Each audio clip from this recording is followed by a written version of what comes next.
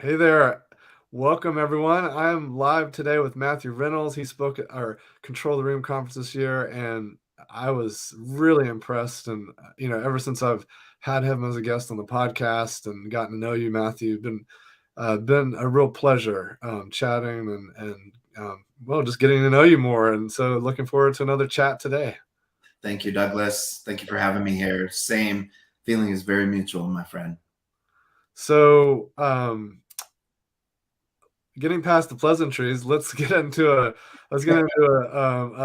unpleasant conversation, which is what's unfolding in Europe right now with in the Ukraine. We were talking about that in the pre-show chat, and just some of the just the divisiveness of the propaganda and how people are feeling about the whether it's isolation, this sovereign nation, and even if we were to get introspective about some of the treaties broken in the U.S., etc. So I'll just maybe let's get started with some of your thoughts there, and then we'll kind of unpack some of this live together. And I think I'm really curious to talk about how the work we do, facilitation, and even potentially ways to scale it to confront some of these issues.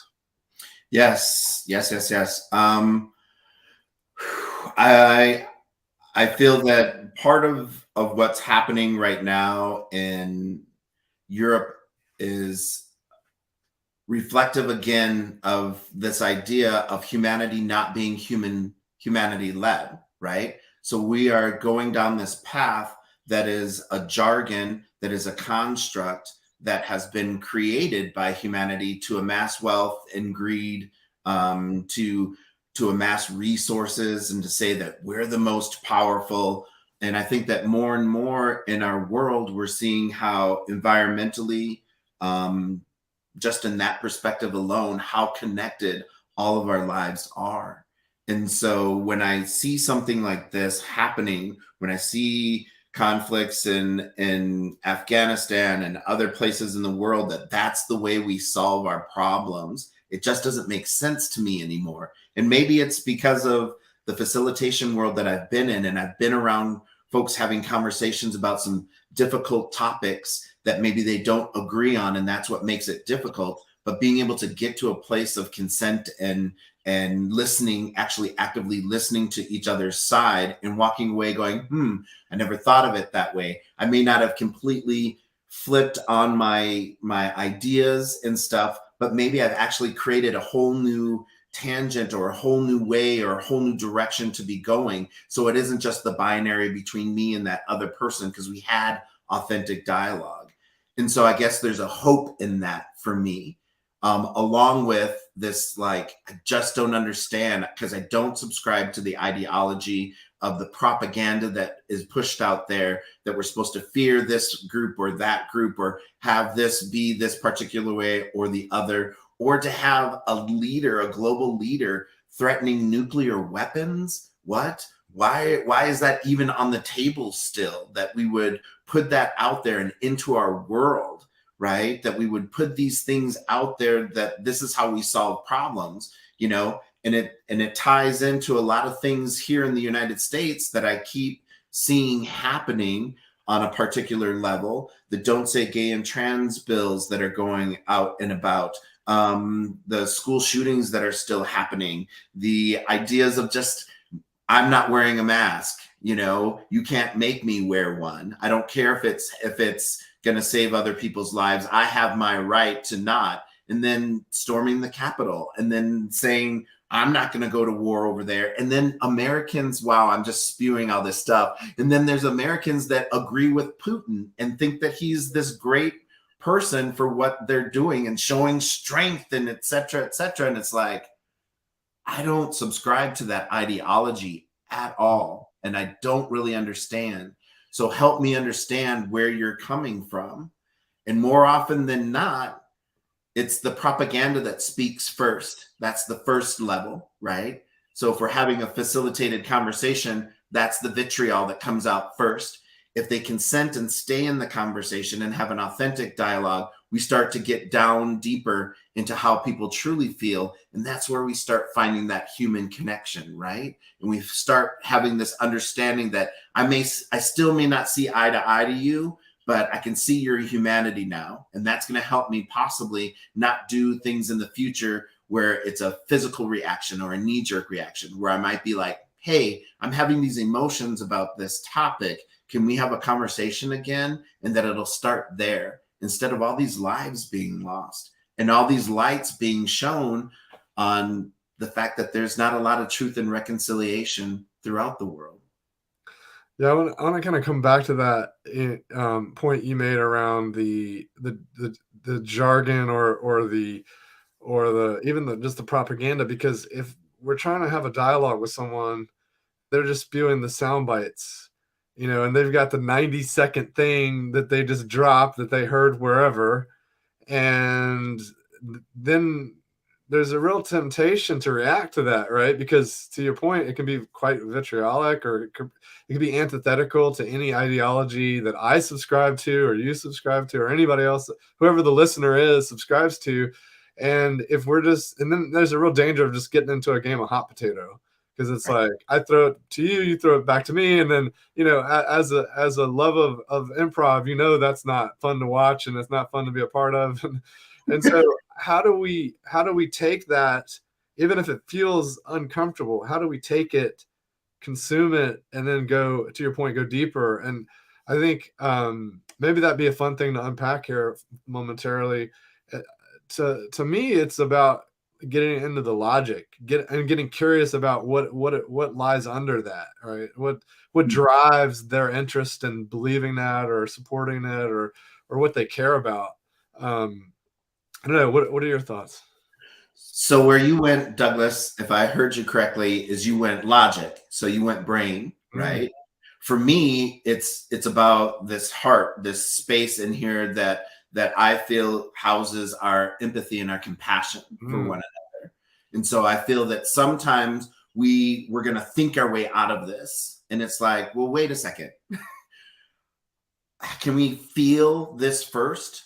And people now have tagged on, oh, that's all woo woo, or that's this, or that's that. And it's like, no, that is part of us being human beings as well.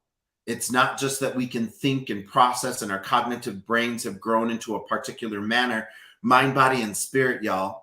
It's a triality, it's a trifecta that we have grown. And so when I talk about spirit, it's this idea that I have these emotions. I have these emotional connections that we're now starting to see in nature as well, et cetera, et cetera. You talk to plants a particular way, they grow a particular way. So there's more to it than just us being able to think our way through something about something. So I feel that we need to feel more. We need to have those emotional responses. We need to give space for them in our conversations, for people to actually be in their feelings and be like, wow, actually, I'm not angry about this. I may have thrown that hot potato with anger, but I'm actually deeply saddened by this. mm, And there's a lot of grief around this. And I don't know what that is. So it's actually me having some kind of grief that I've now wrapped in anger, right? That all of a sudden is keeping us from going deeper in our dialogue. Because I want to hold that grief in because I don't know how to deal with grief, especially in the United States. We don't deal with death and grief very well at all. We don't have a lot of rituals, a lot of time and space. We don't even give people bereavement time at their jobs to be able to go through those emotional processes, to let alone be able to have a conversation where they're going to recognize these emotions that are coming up for them. So how do we embed that in it, especially when the mindset of the supremacy culture is go, go, go, go, go. What do you mean stop and take time to do what? Are you kidding me? No. If you can't show me how that's going to make us a profit, then we have to keep going and we need to keep moving in a particular direction. No, we don't. We need to slow down and sit and be with one another and allow this healing to start to happen, allow these emotions to be able to come to the forefront. Then we're going to have authentic dialogue. If I leave it all in my head, if I leave it all just to the thought process, then I'm doing myself and everybody else a disservice, because I need to have that balance of mind, body, and spirit. then I'm taking all of my humanity forward with me and into the conversation. You bring up a good point with the balance, because I think the reason that a lot of people, throw around the word woo is because they swing the pendulum too far in the direction of the heart or the soul, and it's not integrated, right? Like, we gotta, and if folks have those experiences, then they might enjoy them, they might feel connected to them, but there's going to be something missing. And especially if they try to take that back to others that didn't have that experience, like, they need to have those through lines and those connections, to your point, so that it's balanced. Yes. And also the idea of balance, I think a lot of times, as I keep trying to say, it's mind, body, and spirit. There are three things. Let's not forget the binary, right? We're stuck in good and bad, right and Mm. wrong, black and white. And it's a small mindset, right? If I have these 2 points and maybe the gray line in between, look at all this out here where we could have another perspective, another idea, something that I'm open to that maybe my mind couldn't get there, but my heart is getting there and is leading first. And now I want to balance everything else to take it out of this binary and go somewhere else with my answer or my conversation or my realization about myself. But if I stick in this, you're wrong, I'm right, right? That's not dialogue. That's not dialogue at all. And that's not what facilitation is. And Even it's labeling, even the binary aspect of labeling right and wrong. There's no, it's either one or two, A or B. We're not talking about all the different, like, gradients of rightness or wrongness or even just adjacentness, right?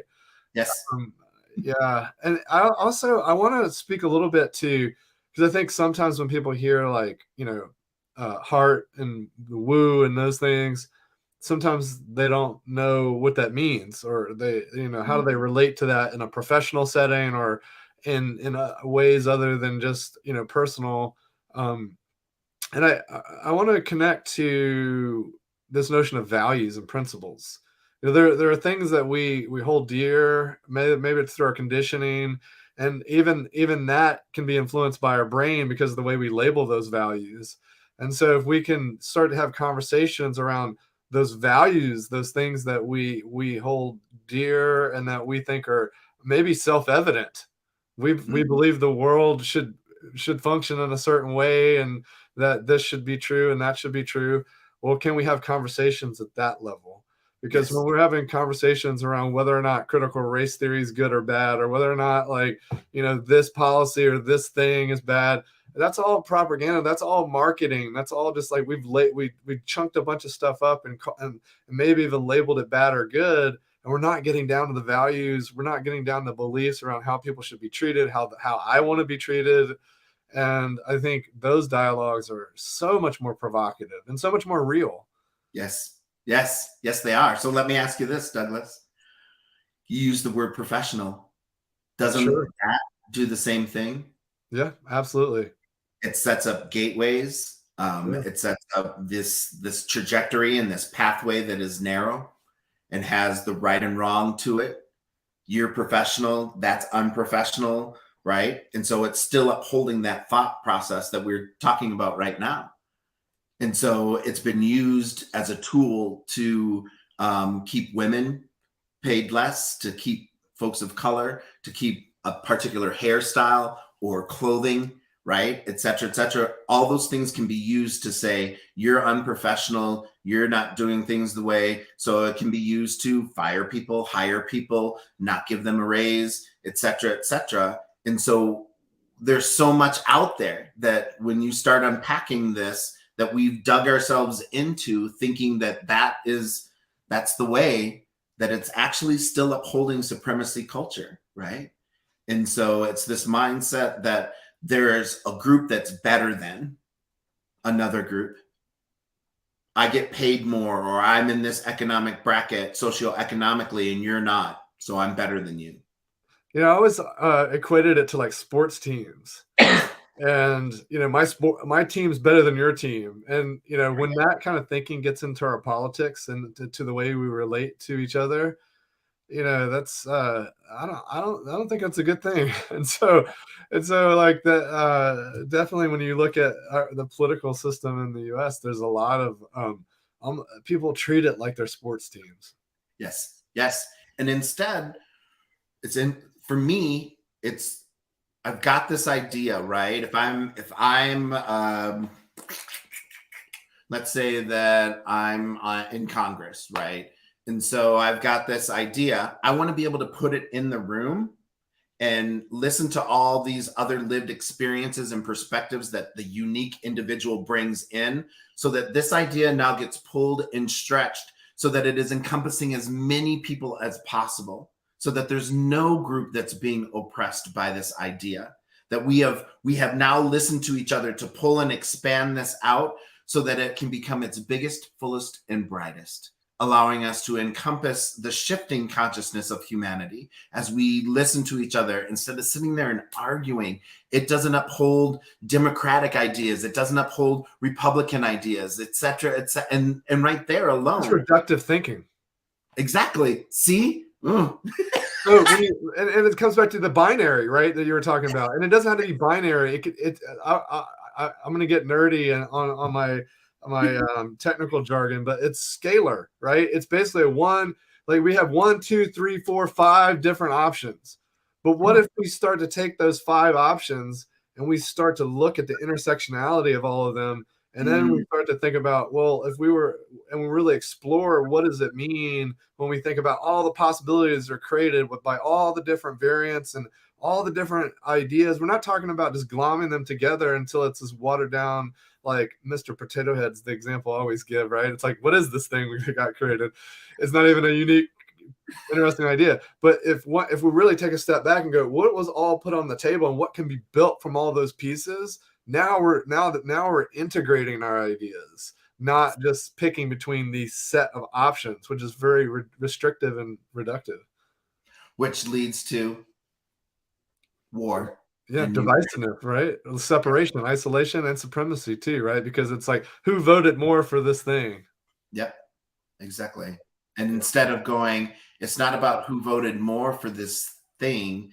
It's about having people that we have elected into office that know that these things are going to be stretched and pulled and looked at and dissected. I mean, we should be electing people who are thought-provoking researchers who are, looking at these things going, yeah, this is helpful. This is humanity-led. Wait, you want to put a don't say gay and trans? Do you see how hurtful that is and harmful it is to not only humanity, but to our youth specifically?